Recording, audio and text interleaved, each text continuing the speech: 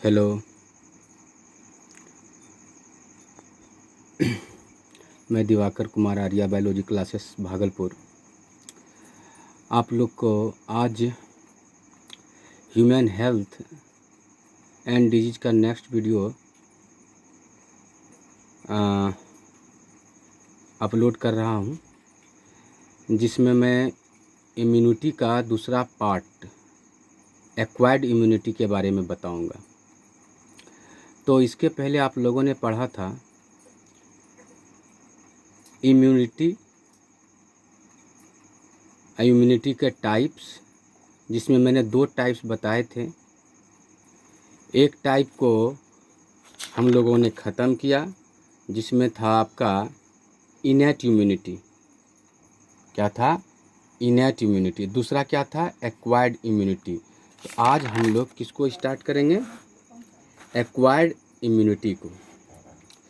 तो acquired immunity में सबसे पहले आप लोग को यह जानना है कि नाम से ही स्पष्ट है, एक्वायर्ड इम्यूनिटी यानी इम्यूनिटी का मतलब मैंने कहा था कि हमारे बॉडी में बाहर के पैथोजन से लड़ने की जो शक्ति होती है ना, उसे हम लोग इम्यूनिटी कहते हैं।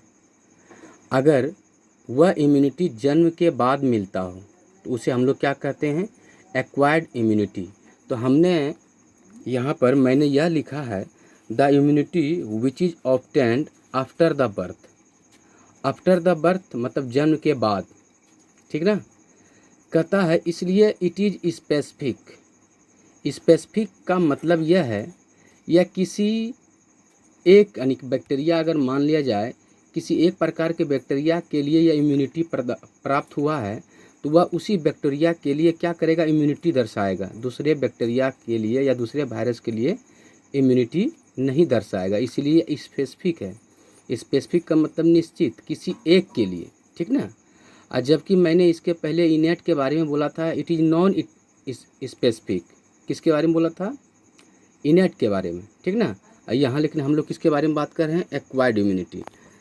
इसीलिए कहा जाता है कि यह क्या है? आपका पैथोजन स्पेसिफिक है। इस टॉपिक में आपको सिर्फ समझना है, ठीक ना।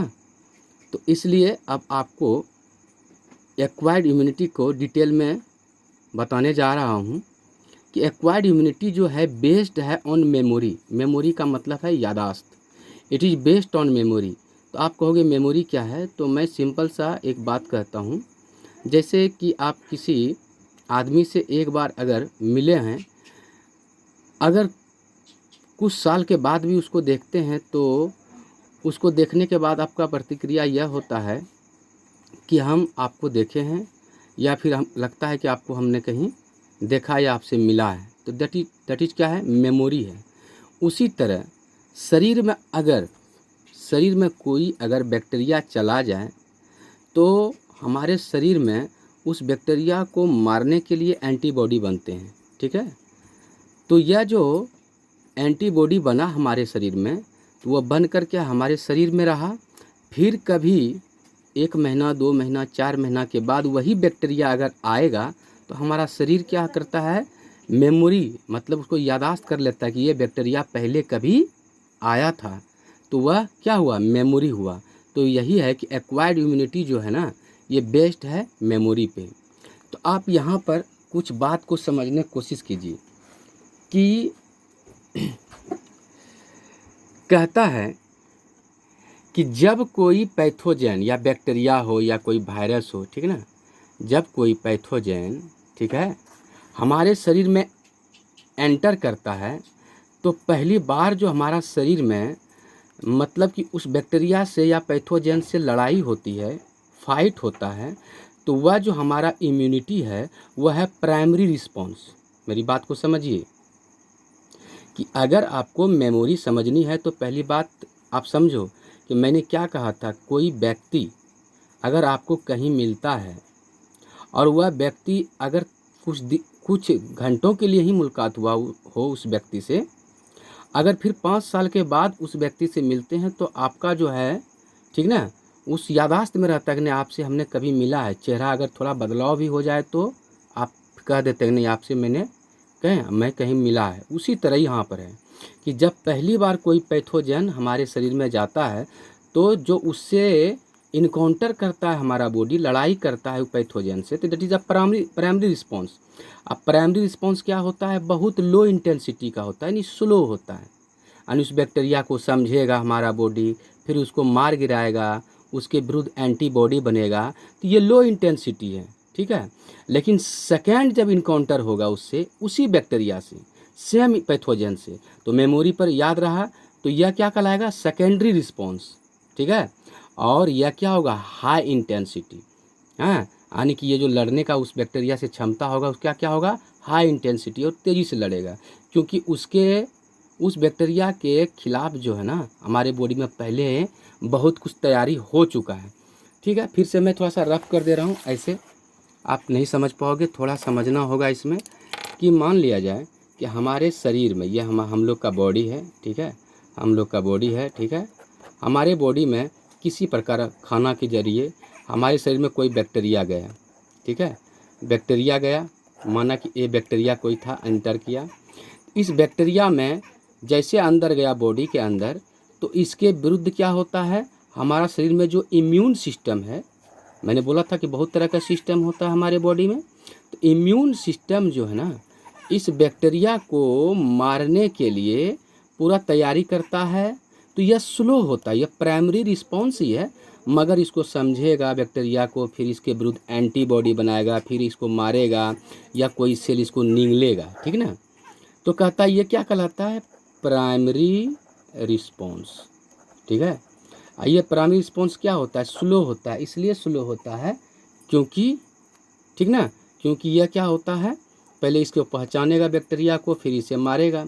अब सोचिए, फिर कुछ महीनों या साल के बाद वही बैक्टीरिया फिर शरीर के अंदर आया, खाना के जरिए आया या किसी अन्य या जख्म के जरिए अंदर आया, वही बैक्टीरिया, सेम बैक्टीरिया आया, तो अब क्या हुआ, ये सेकेंडरी रिस्पॉन्स हुआ, ठीक ना। और सेकेंडरी रिस्पॉन्स क्या होगा, पहले वाला से तेजी होगा प्राइमरी रिस्पॉन्स से। क्यों भाई, क्योंकि ये बैक्टीरिया पहले आ चुका है, इसके विरुद्ध पहले बहुत कुछ तैयारी हो चुका है। अब जैसे यह जाएगा तो हमारा इम्यून सिस्टम क्या है, अलर्ट रहेगा, अरे तुम ही आए हो, तो क्या करेगा, उसको क्या करेगा, फिर तुरंत मार गिराएगा। यही चीज़ हम समझाने का कोशिश किए हैं कि पहली बार इनकाउंटर होता है किसी बैक्टीरिया से, ठीक ना, पहली बार जब इनकाउंटर होता है तो क्या करते हैं, फर्स्ट इनकाउंटर ये पैथोजन से, इसको कहते हैं प्राइमरी रिस्पॉन्स, जो क्या होता है, लो इंटेंसिटी, क्योंकि स्लो होता है, पहचानेगा, मारेगा। फिर सेकेंड वही बैक्टीरिया आ जाए, सेम पैथोजन, तो क्या कहलाता है, सेकेंडरी रिस्पॉन्स, और ये क्या हो, हाई इंटेंसिटी। ये आपको इसलिए मैंने समझाया क्योंकि ये मेमोरी है कि जो पहले आया था बॉडी के अंदर, फिर उसे पहचानने की हमारे शरीर में क्या होती है, क्षमता होता है, ठीक ना, ताकि हाँ लड़ने या फाइट करने में या उस पैथोजन को मारने में आसानी हो। तो कहता है एक्वायर्ड इम्यूनिटी, वो जो पैथोजन है वो क्या स्पेसिफिक है, मतलब उसी पैथोजन को देखिए कितना तेज़ी से मारा सेकेंड रिस्पॉन्स में, ठीक है ना, तो ये सेकेंडरी रिस्पॉन्स है। अब कहता है कि ये जो primary and secondary immune response है, जो ऊपर मैंने आपको बताया था, इसमें कुछ आपको ज़्यादा है नहीं, समझना है सिर्फ कि जैसे ही हमारे बॉडी में कोई बैक्टीरिया गया, उससे लड़ाई हुई, ठीक ना, तो वो क्या कहलाया, प्राइमरी रिस्पॉन्स। और जब वही बैक्टीरिया कुछ महीनों या कुछ साल के बाद हमारे शरीर में इंटर करता है, सेकेंडरी रिस्पॉन्स। तो प्राइमरी रिस्पॉन्स स्लो होता है, सेकेंडरी रिस्पॉन्स क्या होता है, फास्ट होता है, जो कि मेमोरी पर डिपेंड करता है, ठीक ना। अब सुनिए, प्राइमरी या सेकेंडरी रिस्पॉन्स जो है ना, दो तरह के सेल्स से क्या करता है, हाँ कैरिड होता है। कैरिड का मतलब इससे ढोया जाता है। दो तरह का सेल्स जो है, जिसको हम लोग लिम्फोसाइट भी बोलते हैं इस सेल को, हाँ, यह जो दो प्रकार का सेल या लिम्फोसाइट है, यही प्राइमरी और सेकेंडरी इम्यून रिस्पॉन्स दर्शाता है, ठीक है। हाँ, चाहे पहली बार मुलाकात हो बैक्टीरिया का या फिर या दूसरी बार हो, तो दो तरह का सेल इसको क्या करता है, इस प्राइमरी रिस्पॉन्स या सेकेंडरी रिस्पॉन्स को दर्शाता है। एक का नाम है बी लिम्फोसाइट, एक का नाम है टी लिम्फोसाइट, ठीक है। आपको मैं बता दूं, WBC मैंने कभी पढ़ाया होगा आपको, वह WBC जो है ना, उसी का एक टाइप है लिम्फोसाइट, जिसमें बहुत कई कैटेगरीज हैं। WBC का एक प्रकार है जो एक मतलब कि अपने आप को मॉडिफाइड कर लिया है जो लिम्फोसाइट कहलाता है। ये बी लिम्फोसाइट और टी लिम्फोसाइट रिस्पॉन्स दिखाता है किसके प्रति, पैथोजन के प्रति। ठीक है, पहली बार हुआ तो प्राइमरी रिस्पॉन्स, दूसरी बार हुआ तो सेकेंडरी रिस्पॉन्स। अब बी लिम्फोसाइट टी लिम्फोसाइट करता क्या है अगर कोई पैथोजन आए, तो जानिए कि जैसे कि हम कोई आदमी किसी को अगर किसी चीज़ से मारता है तो वह हथियार है, जैसे चाकू से मारा, तलवार से मारा, या फिर कह सकते हो गोली से मारा। उसी तरह अगर बैक्टीरिया को मारने के लिए हमारे अंदर जो हथियार है उसका नाम है एंटीबॉडी। क्या नाम है, एंटीबॉडी। देख लो, यह एंटीबॉडी को प्रोड्यूस कौन करता है, बी लिम्फोसाइट। अभी तुरंत मैं बोला था कि बी लिम्फोसाइट टी लिम्फोसाइट क्या करता है, प्राइमरी या सेकेंडरी रिस्पॉन्स दर्शाता है या दिखाता है, ठीक ना। तो कहता है ये एंटीबॉडी है क्या, ये एंटीबॉडी कुछ नहीं, एक प्रकार का प्रोटीन है। साधारण बुक में तो यही लिखता है, लेकिन ओरिजिनल ये एक ग्लाइकोप्रोटीन है। अब आप बोलोगे ग्लाइकोप्रोटीन क्या है सर, तो कुछ नहीं, प्रोटीन के टुकड़े के साथ अगर कोई कार्बोहाइड्रेट जुड़ जाता है, छोटा सा टुकड़ा है, ठीक है, प्रोटीन के टुकड़े के साथ अगर कोई कार्बोहाइड्रेट का टुकड़ा जुट जाता है तो उसको कहते हैं ग्लाइकोप्रोटीन। यानी यह एक प्रोटीन तो है, लेकिन इसको आप शुद्ध रूप में क्या कह सकते हैं, ग्लाइकोप्रोटीन। यानी एंटीबॉडी अगर आपके बिहार बोर्ड में रहे कि प्रोटीन है एक प्रकार का, तो ये भी सही है, लेकिन शुद्ध इसका जो है यह है कि ये ग्लाइकोप्रोटीन है, ठीक ना। तो ग्लाइकोप्रोटीन है एंटीबॉडी, ठीक है। एंटीबॉडी कौन प्रोड्यूस करता है, बी लिम्फोसाइट। यही एंटीबॉडी किसको मारता है, किससे फाइट करता है, तो पैथोजन। अब पैथोजन को हम लोग बायोलॉजी में एंटीजन भी कहते हैं। क्या कहते हैं, एंटीजन। यानी जो हमारे शरीर में अंदर आएगा बैक्टीरिया या वायरस, उसको क्या बोलते हैं, एंटीजन, जिसको आप जनरल भाषा में क्या बोले थे, पैथोजन। फिर से याद कर लें कि जो एंटीबॉडी है फाइट किससे करता है, पैथोजन से। किससे फाइट करता है, पैथोजन से। यानी उसी पैथोजन का दूसरा नाम क्या कहते हैं, एंटीजन। अब आगे अगर हम आपको बोलेंगे एंटीबॉडी एंटीजन से फाइट करता है, तो आप समझ जाना कि पैथोजन या बैक्टीरिया या वायरस को एंटर करता है, ठीक ना। अब आप बोलोगे बी लिम्फोसाइट तो यह काम किया, तो टी लिम्फोसाइट क्या करता है भाई, तो टी लिम्फोसाइट कहता है कि हम एंटीबॉडी तो प्रोड्यूस नहीं करते हैं, लेकिन बी लिम्फोसाइट को मदद करते हैं कि तुम क्या सिक्रीट करो, क्या प्रोड्यूस करो, एंटीबॉडी। कहीं न कहीं टी लिम्फोसाइट इन्वॉल्व है, क्या बी लिम्फोसाइट को मदद करता है कि तुम क्या प्रोड्यूस करो, एंटीबॉडी। नीट में पूछा भी है कि एंटीबॉडी कौन प्रोड्यूस करता है, तो वहाँ दिया था बी लिम्फोसाइट, टी लिम्फोसाइट, ठीक है। और कहा था कि या दोनों या फिर कोई नहीं, तो आपको देना होगा कि बी लिम्फोसाइट सेक्रेट करता है एंटीबॉडी, लेकिन टी लिम्फोसाइट क्या करता है, सेक्रेट तो नहीं करता है सीक्रेट, लेकिन क्या मदद करता है कि बी लिम्फोसाइट को मदद करता है कि तुम प्रोड्यूस करो एंटीबॉडी। और एंटीबॉडी किससे फाइट करता है, तो मैंने बोला था एंटीजन, जो हमारे शरीर के अंदर प्रवेश करता है। अब चलिए, ये एक्वायर्ड इम्यूनिटी के बारे में मैंने बताया, एक मतलब कि कॉन्सेप्ट बनाने की कोशिश किया मैंने कि इम्यूनिटी क्या है, एक्वायर्ड इम्यूनिटी क्या है, ये स्पेसिफिक है, प्राइमरी रिस्पॉन्स होता है, सेकेंडरी रिस्पॉन्स होता है। अब यहाँ पर है एक्वायर्ड इम्यूनिटी को दो टाइप में बांटा है। कैसे भाई, तो कहता अगर एंटीबॉडी के द्वारा किसी बैक्टीरिया को मारा जाता है या पैथोजन को मारा जाता है या एंटीजन को मारा जाता है, तो इसको कहते हैं एंटीबॉडी मेडिएटेड। एक्वायर्ड इम्यूनिटी को दो तरह में बांटे हमने, ठीक ना। किस में बांटा है, दो तरह में, एंटीबॉडी मेडिएटेड और इसको कहते हैं ह्यूमरल इम्यून रिस्पॉन्स। इसलिए कहा जाता है कि एंटीबॉडी जो सीक्रेट होता है, हाँ, किसके द्वारा, बी लिम्फोसाइट के द्वारा, तो ये ब्लड में घुला हुआ रहता है। अब ब्लड में जो घुला रहता है इसको कहते हैं लिक्विड, लिक्विड को बोला जाता है ह्यूमरल। तो इसीलिए कहाँ पर रिस्पॉन्स हुआ, ये ह्यूमरल इम्यून रिस्पॉन्स या एंटीबॉडी मेडिएटेड रिस्पॉन्स, ये कह सकते हैं आप। दूसरा है कि अगर कोई पैथोजन जाएगा तो एंटीबॉडी नहीं, कोई सेल उसको निगल जाएगा, कोई सेल मारेगा, तो वो कहता है सेल मेडिएटेड हुआ। तो सेल मेडिएटेड में जो मेन बॉस है ना, सेल मेडिएटेड इम्यूनिटी में जो मेन बॉस है ना, वो है कौन है, टी लिम्फोसाइट, क्योंकि टी लिम्फोसाइट ही मेडिएट करता है CMI को। तो टी लिम्फोसाइट का आपने दो चीज़ देखा फंक्शन, क्या क्या देखा, एक तो मदद करता है बी लिम्फोसाइट को कि तुम प्रोड्यूस करो एंटीबॉडी, जो किसको मारेगा, एंटीजन या फिर पैथोजन को मारेगा, ठीक है। और मैंने बोला एक चीज़ और, क्या बोला भाई, कि ये चीज़ आप जानो कि जैसे ही एंटीबॉडी मेडिएटेड हुआ उसको ह्यूमरल इम्यून रिस्पॉन्स भी कहते हैं। ह्यूमरल का मतलब लिक्विड, क्योंकि एंटीबॉडी जो सिक्रीट होता है ना वो ब्लड में घुला रहता है। ब्लड का मतलब होता है लिक्विड, लिक्विड को कहा जाता है ह्यूमरल, इसलिए रिस्पॉन्स कहाँ हुआ ब्लड में, तो इसको ह्यूमरल इम्यून रिस्पॉन्स कहा गया।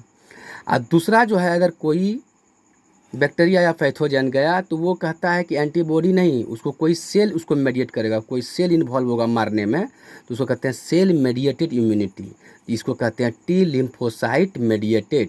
हाँ, और टी लिम्फोसाइट किसको मेडिएट करता है? CMI यानी सेल मेडिएटेड इम्यूनिटी को। तो थोड़ा सा तो टेढ़ा है ये टॉपिक, और थोड़ा समझना होगा, क्योंकि आप याद नहीं कर सकते हैं, क्योंकि ये जब तक आप इसको एंटीबॉडी एंटीजन ये सब नहीं समझेंगे तो आपको ये टॉपिक थोड़ा सा क्लियर नहीं होगा। मैं कोशिश कर रहा हूँ, इसके बाद भी अगर आपको कोई प्रॉब्लम हो तो आप पूछेंगे, ठीक ना। तो चलिए, अब मैंने कहा कि ये एंटीबॉडी जो प्रोड्यूस करता है कौन भाई? तो बी लिम्फोसाइट, ठीक है ना। तो कहता है ये प्रोड्यूस करेगा तब तो मारेगा किसको? पैथोजन एंटीजन को। तो अब आ जाइए, आपको पूछता है 5 नंबर में भी, और बहुत सारे सवाल इससे बनते हैं एंटीबॉडी से। तो चलिए एंटीबॉडी के बारे में थोड़ा विस्तार जाने कि एंटीबॉडी क्या है, एंटीबॉडी का स्ट्रक्चर कैसा होता है, ये पूछा जाता है बिहार बोर्ड में 5 नंबर में 2 बार पूछा है। तो चलिए इस बार आगे बढ़ते हैं। अब आपका मेन टॉपिक आ गया एक्वायर्ड इम्यूनिटी के अंदर ही है। क्या अंदर में है एक्वायर्ड इम्यूनिटी के अंदर? कि एंटीबॉडी क्या है। अगर पूछ दो व्हाट इज एंटीबॉडी, तो मैंने तो बोला था आपको, एंटीबॉडी का पहली बात तो दूसरा नाम होता है इम्यूनोग्लोब्यूलिन। एंटीबॉडी का दूसरा नाम क्या है? इम्यूनोग्लोब्यूलिन। इसको शॉर्ट में बोलते हैं IG, आई से इम्यूनो, जी से ग्लोब्यूलिन, ठीक है। कहीं कहीं लिखा रहेगा इम्यूनोग्लोब्यूलिन क्या है, तो आप समझ जाओगे एंटीबॉडी बारे में पूछा है, या एंटीबॉडी क्या है, दोनों एक ही शब्द हैं। अभी तो मैंने फिर से आपको एक टॉपिक दिया एंटीबॉडी, क्योंकि एंटीबॉडी फाइट करता है किससे? आए हुए बैक्टीरिया या फिर किससे? पैथोजन से, ठीक है। थोड़ा फोकस कर लूँ क्योंकि लिखने में भी आपको परेशानी ना हो, ठीक है। अब आ जाओ, पहली बात तो ये प्रोड्यूस किसके द्वारा होता है? तो बी सेल के द्वारा। अभी तुरंत थोड़ा देर पहले मैंने बात किया था बी लिम्फोसाइट के द्वारा। बी लिम्फोसाइट का नाम प्लाज्मा सेल्स भी है, बी सेल्स में शॉर्ट कहते हैं। अब कहता है ये एंटीबॉडी का जो स्ट्रक्चर कैसा है, तो ये आगे देखेंगे। कहता है एंटीबॉडी में 2 चेन होता है, चेन छोटा छोटा, ये चेन जो होता है ना बहुत छोटा छोटा चेन होता है। चेन ये एमिनो एसिड का चेन होता है, चूँकि मैंने पहले बोला कि ये एक प्रोटीन या ग्लाइकोप्रोटीन से बना होता है। जनरल भाषा में बोलोगे तो बोलोगे प्रोटीन, लेकिन आपको मैंने बोला था प्रोटीन के साथ क्या है? कार्बोहाइड्रेट जुटा रहता है, छोटा सा टुकड़ा, इसलिए ग्लाइकोप्रोटीन है। तो ये जब ये प्रोटीन है तो प्रोटीन किसका बना होता है? Amino acids. तो एमिनो एसिड का जो जुटेगा वो चेन कहलाएगा। तो कहता है एंटीबॉडी के पास कितने चेन? तो कहता है टोटल 4 चेन होते हैं। 2 होता है हैवी चेन और 2 होता है लाइट चेन। इसलिए कहा जाता है एंटीबॉडी का स्ट्रक्चर है H2L2, मतलब 2 हैवी चेन और 2 लाइट चेन। हैवी का चेन का मतलब थोड़ा बड़ा चेन होगा और 2 छोटा चेन होगा, H2L2 के फॉर्म में होता है। कहा गया है और अभी तक खोजा गया है कि एंटीबॉडी जो है ना वो कितने प्रकार में क्लासीफाइड किया गया है। तो कहता है there are 5 types of antibody. और इसको मैं एक ट्रिक से आपको बताना चाहूँगा, आप ऐसे नहीं बोल देंगे ABCD। इसका नाम है antibody A, antibody D, antibody E, antibody G, antibody M। आगे पीछे किसी तरह बोल सकते हो, लेकिन एक ट्रिक बोले हैं कि आप एडेज्म याद रखना। एडेज्म ये क्या हुआ? IG का मतलब समझे ना, यहाँ तो बोले थे IG का मतलब क्या बोलते हैं? इम्यूनोग्लोब्यूलिन। तो IgA का मतलब ग्लोब्यूलिन A, तो मतलब एंटीबॉडी A, एंटीबॉडी D। तो इसको ट्रिक याद रखिए एडेज्म, यानी antibody A, D, E, G, M, 5 प्रकार का, ठीक है। सबका स्ट्रक्चर मेनली वही रहता है जो H2L2 के फॉर्म में, और ये थोड़ा सा वर्गीकरण किया गया है कि थोड़ा सा इसके स्ट्रक्चर में मॉडिफिकेशन होता है, इसका कार्य भी थोड़ा अलग अलग होता है। लेकिन मेनली आपको एंटीबॉडी के बारे में ही मेनली जानना है। थोड़ा सा और मैंने इसको डिस्क्राइब किया है आपको थोड़ा सा डिटेल में, क्योंकि हो सकता है आप कुछ आगे मेडिकल के क्षेत्र में आप तैयारी करें। तो चलिए, आपका स्ट्रक्चर ऑफ एंटीबॉडी पूछता है, बिहार बोर्ड में पूछा है, CBSE बोर्ड में पूछा है कि स्ट्रक्चर ऑफ एंटीबॉडी कैसा होता है। आप एनसीईआरटी का स्ट्रक्चर देखोगे, यहाँ थोड़ा सा डिटेल में बताया है साफ साफ में। कहता है पहली बात ये कैसा स्ट्रक्चर दिखता है, तो ये वाई के जैसा होता है।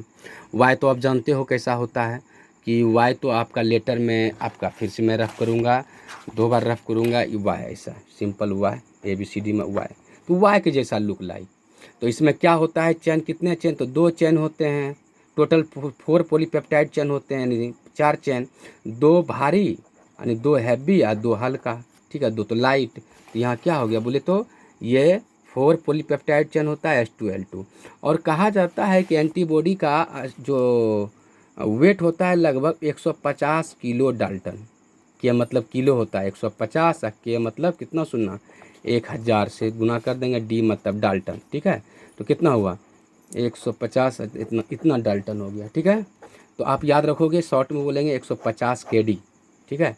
आप बोलोगे भाई 5 प्रकार का जो एंटीबॉडी था सर, सबका क्या 150 किलो डाल्टन ही होता है, तो हम बोलेंगे नहीं, लेकिन यहाँ लिखे हैं क्या, अप्रॉक्स वेट कितना होता है 150 किलो डाल्टन।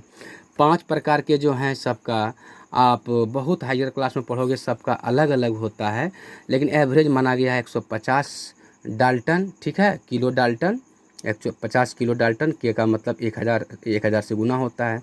DA मतलब डाल्टन, क्योंकि डाल्टन का कितना वेट होता है, एक डाल्टन का 1 हाइड्रोजन के बराबर, तो यानी कि आप समझ लो 1 डाल्टन बराबर 1 हाइड्रोजन का वेट के बराबर, वही हुआ 150 किलो डाल्टन, ठीक है। चलिए, तो इसका स्ट्रक्चर जो है आप थोड़ा सा, मैंने बोला था वाई जैसा होता है, तो देखो यहाँ पर वाई के जैसा है।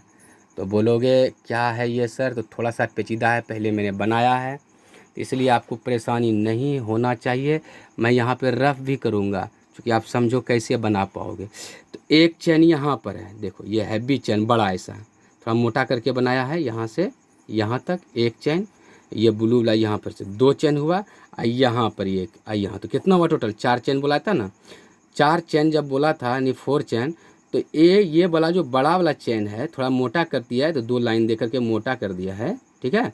तो ये हुआ हैवी चेन, और ये 2 जो यहाँ पर है ये लाइट चेन हुआ, और यहाँ बीच बीच में ऐसे बॉन्ड जुटा हुआ है जो रेड से दिखाया है, ये क्या है, डाइसल्फाइड बॉन्ड है, ठीक है। तो थोड़ा सा रफ करूँगा तभी तुमको समझ में आएगा। तो देखो यहाँ पर तुम देखो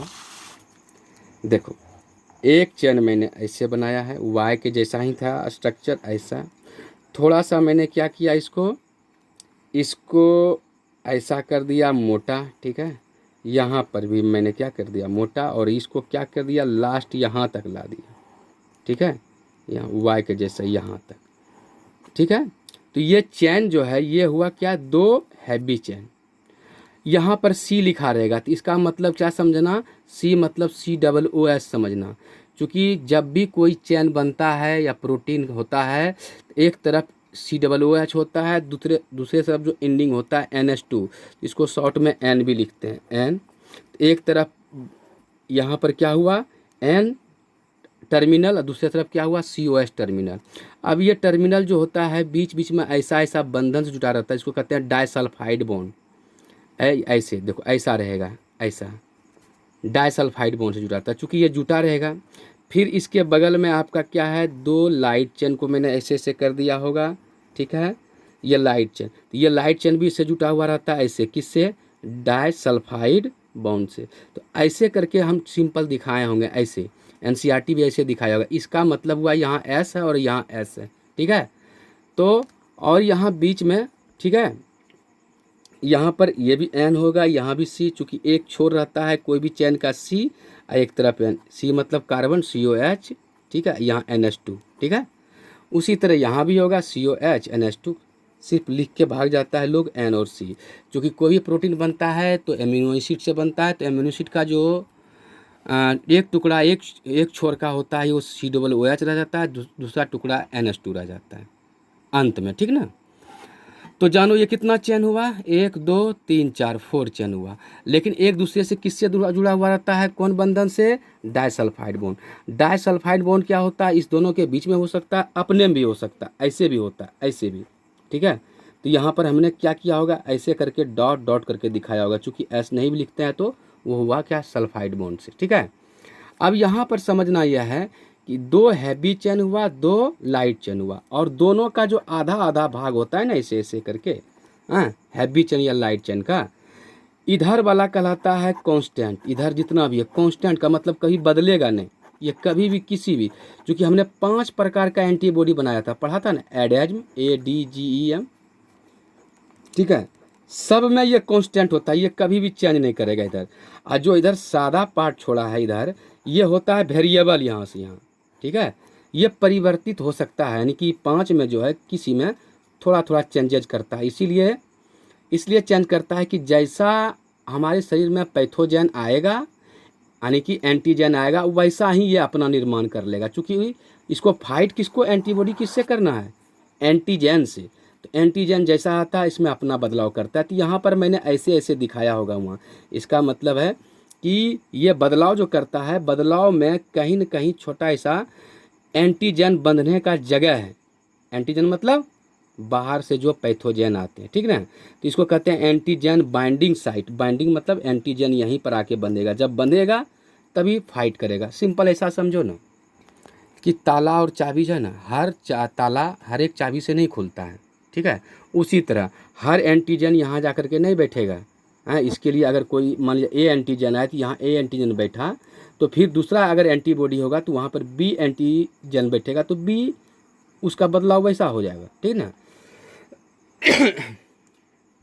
सॉरी, चलो अब यहाँ पर एक चीज़ और बताना चाहेंगे इस रफ में, कि इस यहाँ जो इधर वेरिएबल जो वाइट है, इस वेरिएबल में क्या है, इस वेरिएबल में क्या है, छोटा सा ये जो है ना, इस वेरिएबल में क्या है, ये इसको कहते हैं, ये परिवर्तन जो करता है, जो सादा वेरिएबल, इसको कहते हैं वेरिएबल। तो यहाँ मैंने लिखा होगा ये वाला क्या था, लाइट था कि हैवी था, तो ये थी यहाँ से यहाँ हैवी चेन था, तो ये वेरिएबल तो है, ये वेरिएबल यहाँ से यहाँ है, लेकिन किसका है, ये है वेरिएबल है, लेकिन किसका, हैवी चेन का। तो यहाँ VH दिया हुआ है, तो V का मतलब हुआ यहाँ वेरिएबल है लेकिन हैवी चेन का। यहाँ लिखा रहेगा VL, मतलब समझा, वेरिएबल है लेकिन किसका है, लाइट चेन का है। तो ये सब समझना होगा टर्म, ठीक है, तब आपको फिगर अच्छा से होगा, नहीं तो NCERT थोड़ा संकीर्ण दिया है, थोड़ा सा हमने तो डिटेल किया है। तो अब आओ स्ट्रक्चर, अब समझ में आएगा आपको, ठीक है।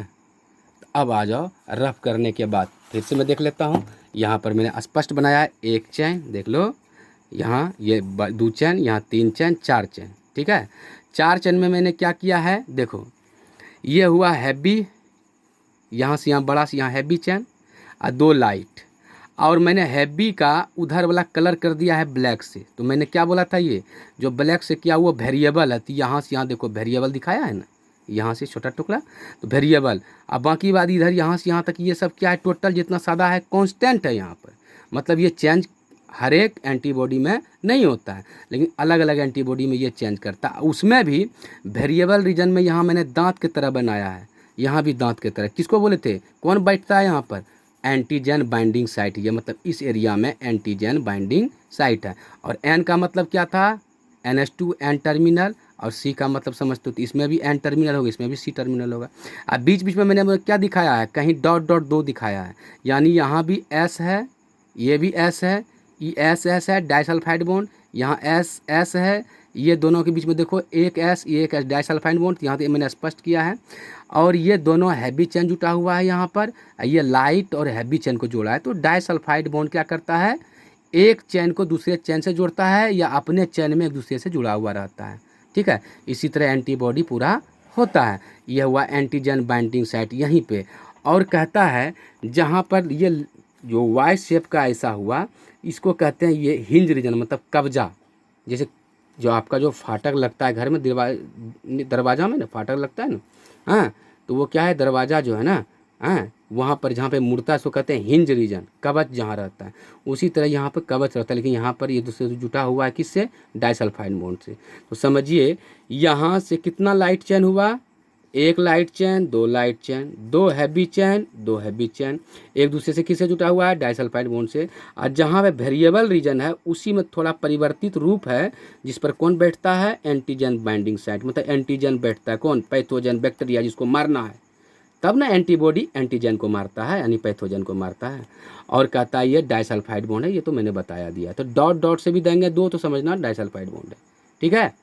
तो एनसीईआरटी में थोड़ा सा कलर दिया हुआ है लेकिन इतना क्लियर नहीं। अब बोले थे VH, VH का मतलब मैंने बोला था ये जो यहाँ पर यहाँ से यहाँ है तो वेरिएबल रीजन है, लेकिन किसका है ये हैं, ये हैवी का है। इधर है कांस्टेंट रीजन, तो किसका कांस्टेंट रीजन है, हैवी का है।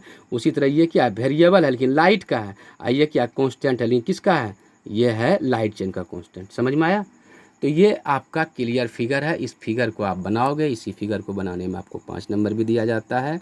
तो ये है आपका क्या, एंटीबॉडी का स्ट्रक्चर, ठीक है। यहीं पे एंटीजन जिसका नाम है पैथोजन, बैक्टीरिया जो भी हो यहीं पे बैठता है और बैठ करके यहीं पर रिएक्शन करता है। जैसे ताला चाबी का, एक ताला दूसरे चाबी में बैठता है, उसी तरह। इसलिए एक प्रकार का बैक्टीरिया यहाँ पर बैठा तो यह एंटीबॉडी उसी प्रकार के बैक्टीरिया पर बैठेगा, ठीक है, दूसरे प्रकार के बैक्टीरिया पर नहीं बैठेगा। इसलिए तो मैंने इसको बोला था कि ये स्पेसिफिक होता है, ठीक है।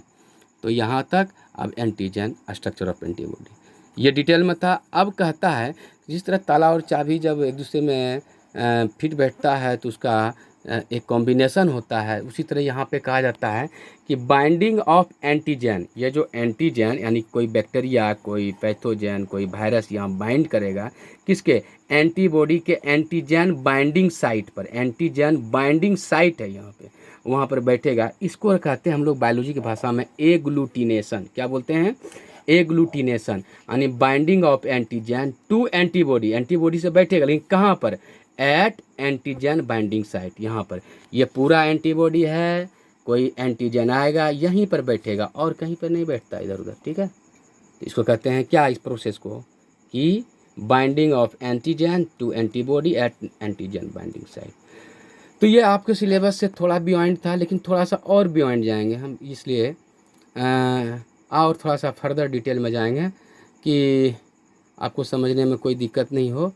तो मैंने क्या बोला था, कितने प्रकार का है एंटीबॉडी, तो मैंने बोला था 5 प्रकार का है, जिसको शॉर्ट ट्रिक में बोले थे एडेजिम, ADGEM, यानी IgA, IgD, IgG, IgE, IgM, याद रखिएगा।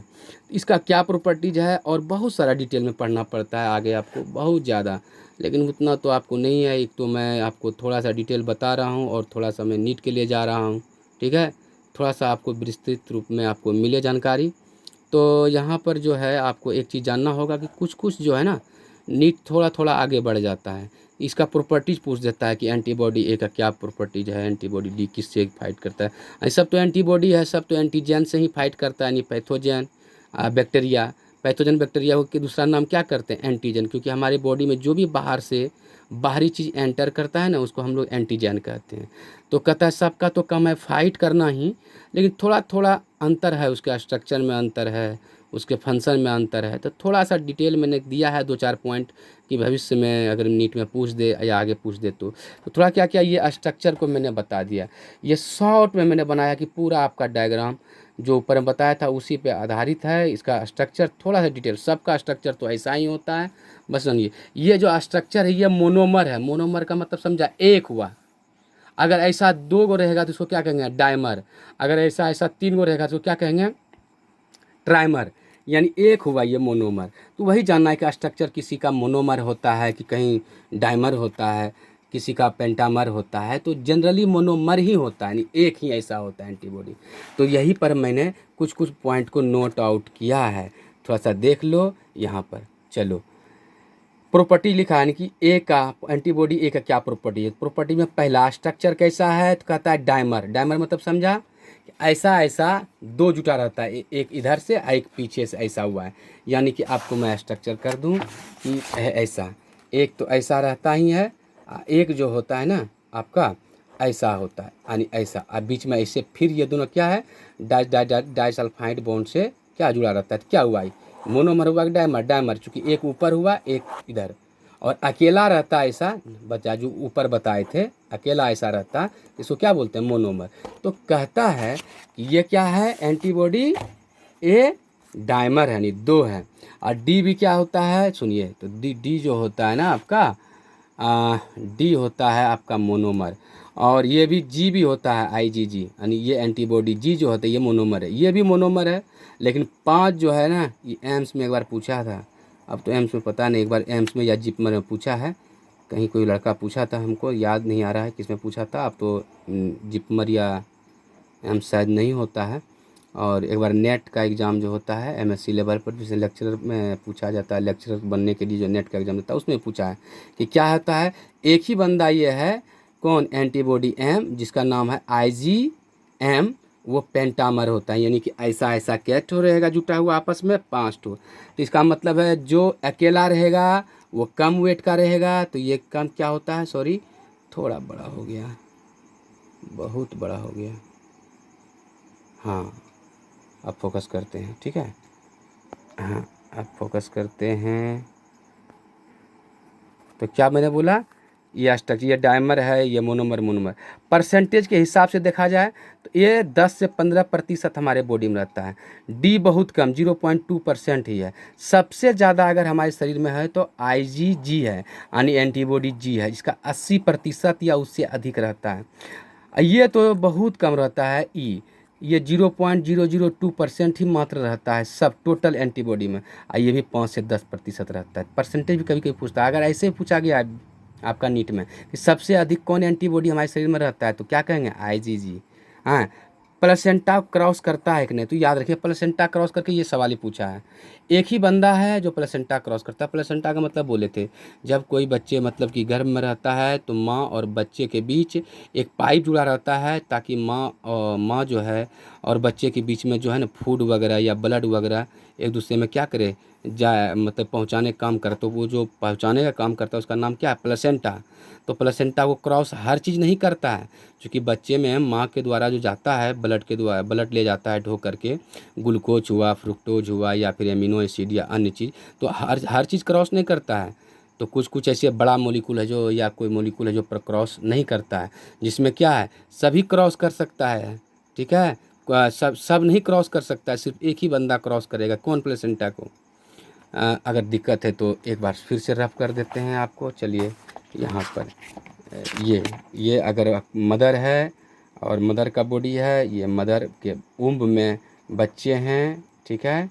और बच्चे और माँ के बीच में एक पाइप रहता है जिसको कहते हैं क्या, प्लेसेंटा। इस प्लेसेंटा को द्वारा हर चीज़ बच्चे में जाता है, तब वो ग्रो करता है, खाना पीना जो भी है मदर के द्वारा। तो कहता है ये प्लेसेंटा को हर चीज़ क्रॉस नहीं कर सकता। उसी तरह कहता है कौन एंटीबॉडी क्रॉस करता है भाई, सभी एंटीबॉडी करता है क्या, कहता है नहीं, कोई एंटीबॉडी नहीं करता है, सिर्फ एक एंटीबॉडी करता है। ये बहुत बार पूछा है, कौन, एंटीबॉडी जी। तो यहाँ मैंने लिखा है, देखिए एंटीबॉडी जी जो है प्लेसेंटा क्रॉस करता है, बच्चे में पहुँचता है, और बाकी बात सब कोई नहीं।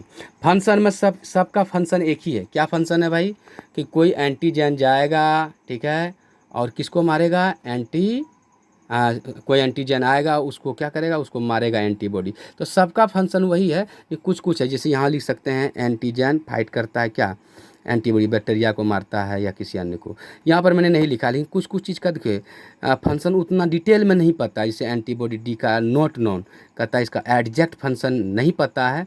बट आपको मैंने बताया कि एंटीबॉडी क्या करता है, एंटीजन से फाइट करता है, लेकिन किस सिचुएशन में करता है इसको पता नहीं। IgG कहता है ये हमेशा फाइट करता है, क्यों, क्योंकि जानते हो ना ये प्लेसेंटा क्रॉस करता है, तो जो फीटस है मदर के उम्ब में, गर्भ में जो बच्चे हैं उसको ही प्रोटेक्ट करता है, क्योंकि एंटीबॉडी किससे लड़ता है, एंटीजन से। यानी कि अगर बच्चे के जो फीटस मदर में ग्रो कर रहा है, उस फीटस में अगर कोई बैक्टीरिया चल जाए तो कौन मारने जाएगा, एंटीबॉडी जी। तो प्रोटेक्ट करता है फीटस में, और बड़ों में भी करता है, लेकिन बच्चे में भी, ठीक है। जब कहता है एंटीबॉडी ई कब बनता है, तो कहता है जब किसी आदमी को एलर्जी हो जाता है।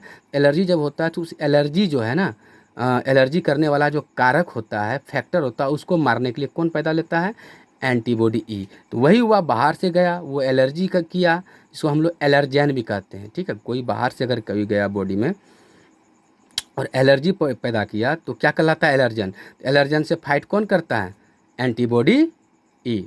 तो ये देखा गया, तो मैंने पहले ही बोला सबका काम वही है, जो बाहर से आया चाहे वो एलर्जन हो, चाहे बैक्टीरिया हो, पैथोजन हो, सबको एंटीजन का तो उससे फाइट करता है।